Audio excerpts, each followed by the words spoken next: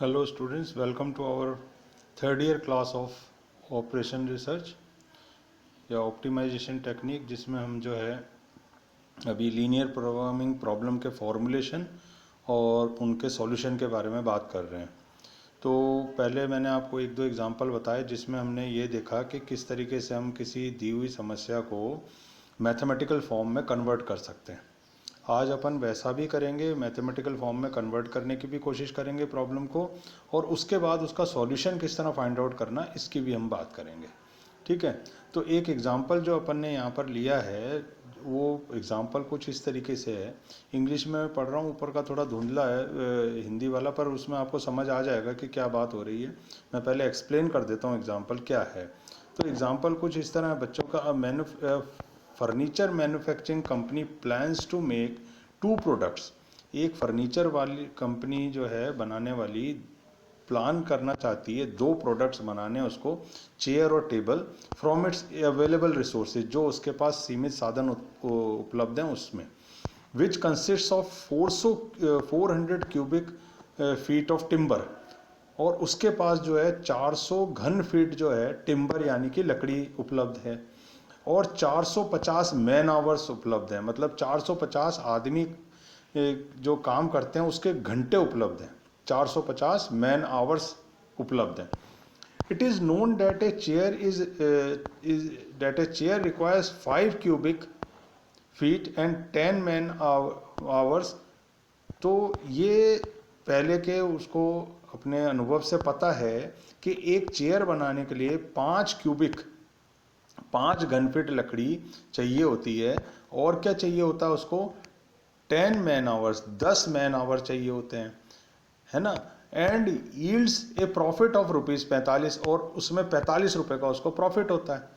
और टेबल के लिए क्या होता है वो देखें। टेबल के लिए रिक्वायरमेंट क्या है कि साहब इसके लिए उसको 20 घन फीट तो लकड़ी चाहिए होती है, ये रहा, और 15 मैन आवर्स चाहिए होते हैं, और साथ में क्या चाहिए होता है, जो उसको जो प्रॉफिट मिलता है वो मिलता है ₹80 का प्रॉफिट मिलता है। ठीक है बच्चों, तो अब ये कहना चाहता है कि formulate the linear programming problem formulate करो, एंड क्या करना है, सॉल्व इट ग्राफिकली, और ग्राफ से उसको सॉल्व करो, और क्या करना है साथ में, how many chairs and tables, कितनी चेयर और टेबल उसको बनानी चाहिए, किसके लिए, टू गेन मैक्सिमम प्रॉफिट लेने के लिए उसको कितनी चेयर और टेबल्स बनानी चाहिए, ये प्रॉब्लम है। मतलब 400 क्यूबिक घन फीट तो उसके पास लकड़ी है, जिसमें से दे रखा है कि इतनी लकड़ी टेबल बनाने में लगती है, इतनी लकड़ी उसको जो है चेयर बनाने में लगती है, ये सब दे रखा है आपको। और उसके बाद ये दे रखा है कि चेयर बनाने में कितने मैन आवर्स, 10 मैन आवर्स लगते हैं, ये देखो 10 लिखा है यहाँ पे, और टेबल बनाने में 15 मैन आवर्स लगते हैं। चेयर से 45 रुपये का लाभ होता है एक टेबल से, और चेयर से, और एक टेबल से 80 रुपये का लाभ होता है। ठीक है, ये सारा का सारा सब जो है इसमें क्वेश्चन में आपको दे रखा है। तो अब पूछ रहा है कि मैक्सिमम प्रॉफिट लेने के लिए चेयर और टेबल की संख्या निकालो कि कितनी होनी चाहिए। तो साहब इसमें जब अपन आगे बढ़ते हैं तो गणितीय संरूपण जब इसका करते हैं, मैथमेटिकल फॉर्मुलेशन, अब आपको स्पष्ट दिख रहा होगा, तो उसमें क्या होता है कि माना कंपनी एक्स कुर्सियां और वाई टेबल बनाती है। ठीक है, तो 45 रुपए का लाभ तो चेयर पे होता है, और 80 रुपए का लाभ इस पे काय पे होता है, टेबल पे होता है। तो टोटल अगर एक्स कुर्सी बना रही है तो 45 रुपये अगर एक कुर्सी पे लाभ है तो 45x टोटल कुर्सियों का लाभ हो गया, और 80 वाई जो है उसका टोटल टेबल बनाए तो वाई अगर टेबल बनाए तो उतना लाभ हो गया। अब ये तो हो गया इसका लाभ फलन, इसको अपन क्या करने की कोशिश करेंगे, मैक्सिमाइज जो यहाँ पे लिखा है अधिकतम करो, z बराबर 45x प्लस 80y। अब साहब हमेशा इसके पास 400 घन फीट लकड़ी उपलब्ध है, तो इसका मतलब क्या निकला, इसका मतलब ये निकला कि ज़्यादा से ज़्यादा ये 400 घन फीट लकड़ी से ज़्यादा जो है ये यूज़ नहीं कर सकता। अब 5 घन फीट लकड़ी तो इसको चाहिए होती है काय के लिए, कुर्सी बनाने के लिए, और 20 घन फीट लकड़ी चाहिए होती है काय के लिए, इसको टेबल बनाने के लिए। तो अगर x कुर्सी बनाए तो 5x घन फीट लकड़ी चाहिए, और अगर y टेबल बनाए तो 20y घन फीट लकड़ी चाहिए होगी टेबल बनाने में। तो दोनों कुर्सी और टेबल बनाने के लिए जो इसको लकड़ी चाहिए वो 5x और 20y चाहिए होगी, और ये 400 से कभी भी ज़्यादा होनी नहीं चाहिए, सीधी बात है, क्योंकि 400 घनफीट लकड़ी इसके पास टोटल उपलब्ध है। ठीक है, और फिर उसके बाद ये कहता है क्या, 80 की बात आ रही है। 80 अपन देखें इसमें क्या है कि ये जो है क्या कहता है कि x + 4y is less than equal to 80। तो 80 यहाँ पे देखने की कोशिश करें, गिव्स ए प्रॉफिट ऑफ ₹80। क्या कहता है ये, इधर देखें आप ऊपर कि it is known that a chair requires 5 cubic feet and 10 man hours. इसमें 10 मैन आवर्स चाहिए, और इसमें क्या चाहिए, 45 रुपए का लाभ इसमें होता है, और 20 क्यूबिक और 15 मैन आवर्स चाहिए कितने प्रॉफिट के लिए, 80 के लिए। ठीक है, तो ये वाला जो अपन ने सेट करा, इसको इसने दोबारा से सॉल्व करके क्या लिख दिया, x + 4y is less than equal to 80। तो इसी इक्वेशन को मॉडिफाई करके अभी इनइक्वलिटी को यहाँ रख दिया। उसके बाद फिर ये कहता है चूंकि अधिकतम मानव घंटे 450 उपलब्ध हैं, कितने मानव मैन आवर्स हैं इसके पास, सिर्फ 450 मैन आवर्स हैं। अतः प्रश्नानुसार क्या होगा, 10x + 15y is less than equal to 450। ठीक है, 10 मैन आवर्स तो कुर्सी के लिए उपलब्ध हैं, और 15 मैन आवर्स किसके लिए, टेबल के लिए, और टोटल 450 है। तो इसको सॉल्व करा तो ये आ गया सब आपके पास। ठीक है, और कुर्सी और टेबल की संख्या कभी भी नेगेटिव नहीं हो सकती, तो x is greater than 0 and y is greater than 0। तो अब ये जो मैथमेटिकल फॉर्म में समस्या कन्वर्ट हो गई, वो इस तरीके से कन्वर्ट हो गई कि साहब अधिकतम करो इस प्रॉफिट को, और कंस्ट्रेंट्स क्या क्या है, ये और ये, बंदिशें क्या क्या है, ये और ये। ठीक है, और x is greater than 0 and y is greater than 0, ये दो चीज हो गई हमारे पास। ठीक है सर, तो ये जो है कन्वर्ट हो गई प्रॉब्लम का है में मैथमेटिकल फॉर्म में कन्वर्ट हो गई। अब आलेखीय हल क्या कहता है, सर्वप्रथम प्रतिबंधों को व्यक्त करने वाली असमीकरण सरल रेखाओं को द्विविम आलेख में आरेखित करते हैं। अब जो ये आपने इनइक्वलिटी बनाई है, कौन कौन सी, एक ये और एक ये, इन दोनों को थोड़ी देर के लिए अपन मान लेते हैं इक्वलिटी। तो ये हो जाएगा x + 4y इक्वल टू 80, और दूसरा इक्वेशन, इसी इक्वेशन को जब मॉडिफाई करके रखेंगे तो ये बन जाएगी, देखें आप, x/80 + y/20 = 1।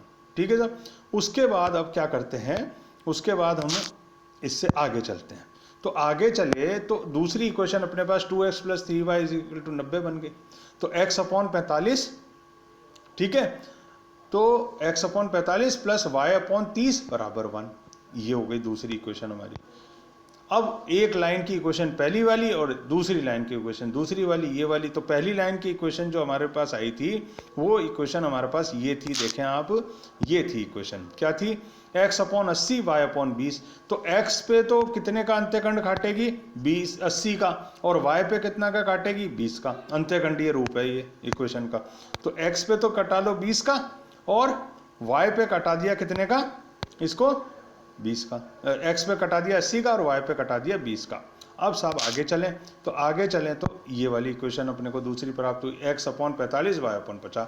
तो पहली जो लाइन थी 80 का काट रही है यहाँ पे अंत्यखंड, ये देखें आप, ये रहा x पे, और y पे 20 का, और इसी तरह यहाँ पे 45 का, और यहाँ पर किसका, 30 का। ये हो गया। तो दो लाइन, एक तो ये वाली लाइन हो गई पहली के लिए, और दूसरी लाइन ये वाली हो गई।